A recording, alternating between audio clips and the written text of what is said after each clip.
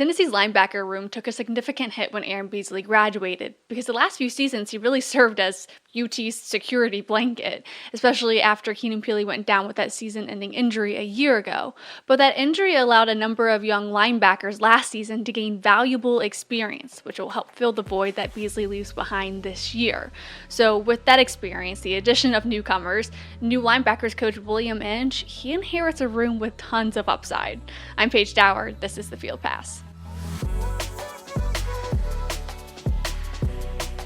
But first, I have some good news I want to share with you guys. I actually just launched a website. It's called fulldisclosurepro.com. It serves as a great homepage, landing page that has all of the episodes from the Field Pass, the Rewind, highlights from practice, and press conference media availability. So it serves as like one great page for all of you to see all of the content that we're doing here at Full Disclosure on YouTube, but on a website. So if you like reading instead of listening, that's definitely a great place for you all to check out after this episode.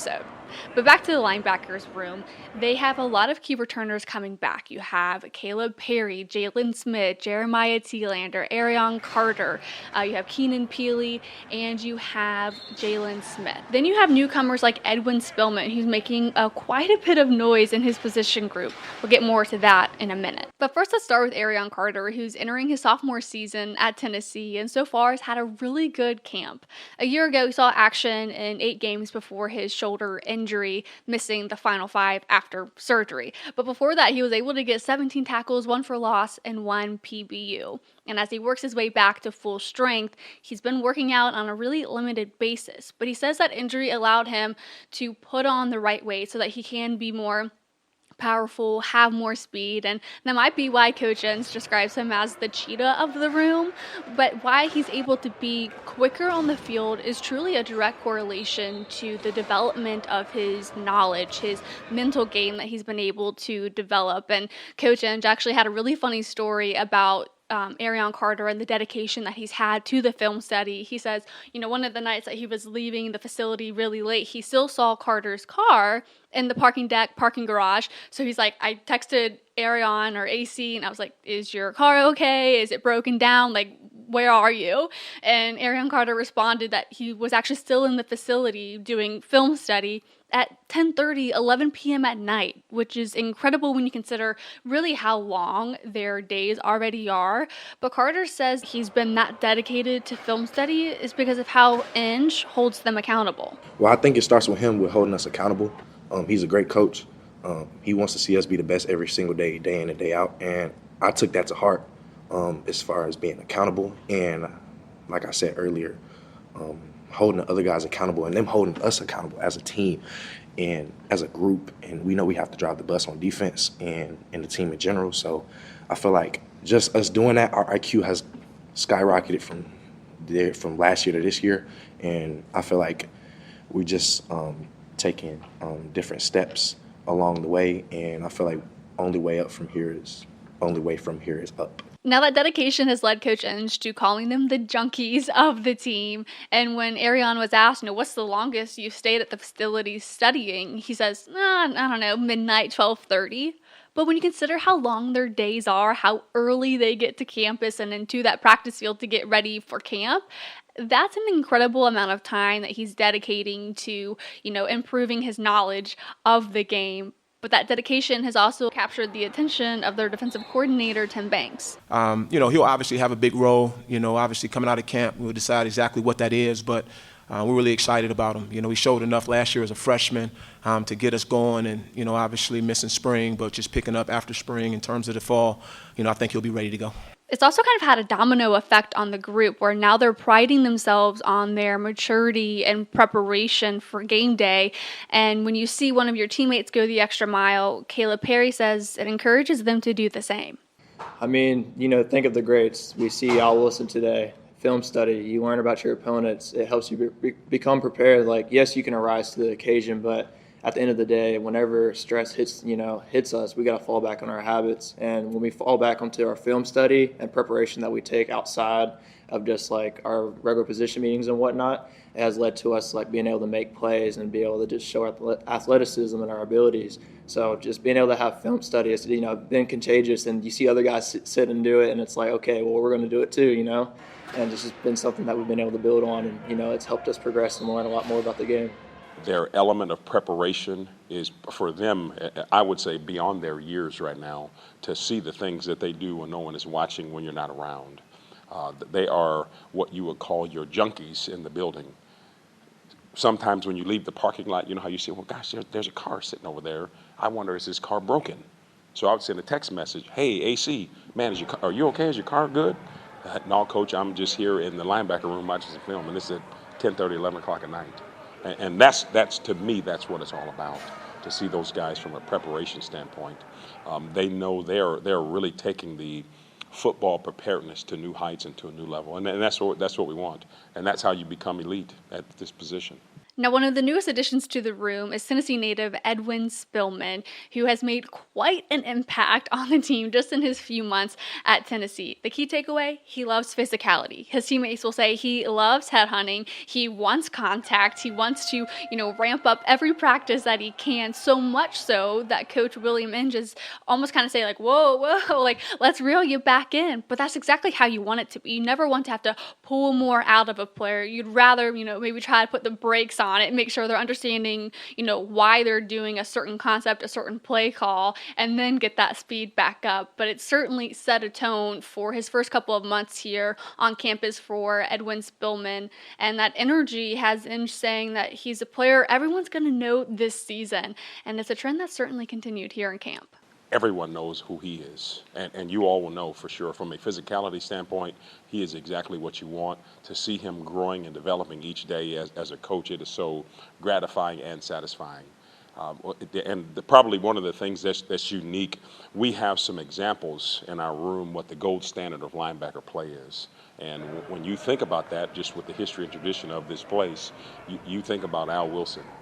Well, to have Al Wilson at practice today, I think that really brought some elements to the guys in the room, and Edwin was one of them, because he is walking in the footsteps of someone like that for sure. Edwin's ability, or rather desire, to want to make an instant impact with this team is a direct result of him saying he wants to give his all to Tennessee. It definitely motivates me a lot. I see the potential and the time and effort that the coaches put into me, and I just want to pay that back towards the coaches, and also like UT, the program, and also just University of Tennessee, just giving my all for the coaches and the school and everything like that. Now, Edwin is certainly someone we could see get meaningful playing time this season, not only because of the tone that he set his first couple of months on Rocky Top, but because it's very much a business model that Coach William Inge wants that group to follow. He wants to be able to rotate more than 3 or 4 guys per game throughout the length of the season.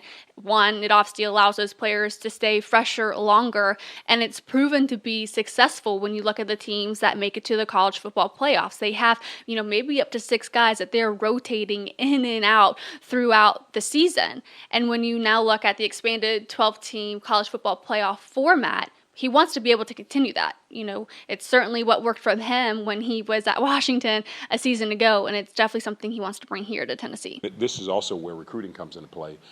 We tell guys, if you're prepared and you're ready, you're going to play. And that's what I want to be able to do. I want to be able to play 5, 6 guys, because if we can give everyone a role and be fresh in the end of the football game, I just experienced that at my previous place, and that's why we're in a position to go play in the national championship game, is because our guys are not worn out in the end of the season.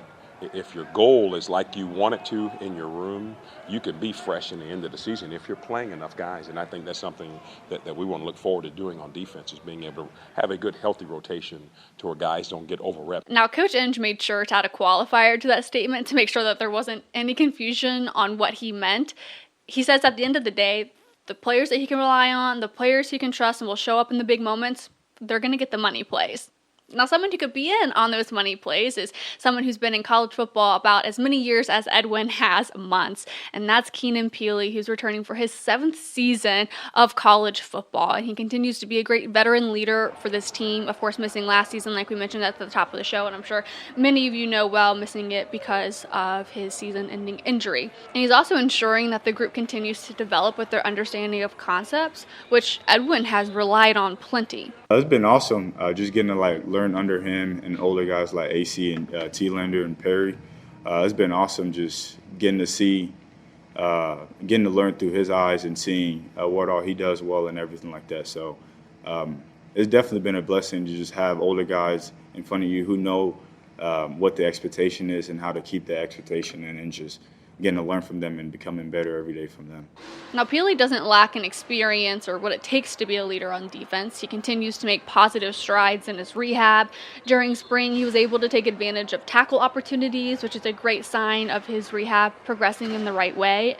And then Tim Banks saying that he's really looking forward to the impact he could make on Saturdays. We're excited about him. Like I said, a great leader, and for a big guy, as I mentioned earlier, you have to be able to play in space in our defense. And, he's shown that he can make plays in space. And, we always knew he could quarterback the defense. So we're anxious to see him as well. Now, Coach Inge and Banks have coached against each other in the past. And what Banks says that he's always loved about Inge is the way he works his linebackers, the way the players respond to him, and the way that he teaches his linebackers. It's certainly continued here at Tennessee. And players like Edwin are certainly reaping the benefits. Me and Coach Inge have a great relationship. Obviously, like you said, we both got here at the same time. So he's been really helpful towards me learning the playbook, and whatever it's little techniques just helped me get that much better just from learning under him and him teaching me also. So it's been super helpful and been a blessing to get Coach Inge. So as Coach Inge and the staff continue to develop the linebacker room, their main goals is to make sure that they have depth and versatility.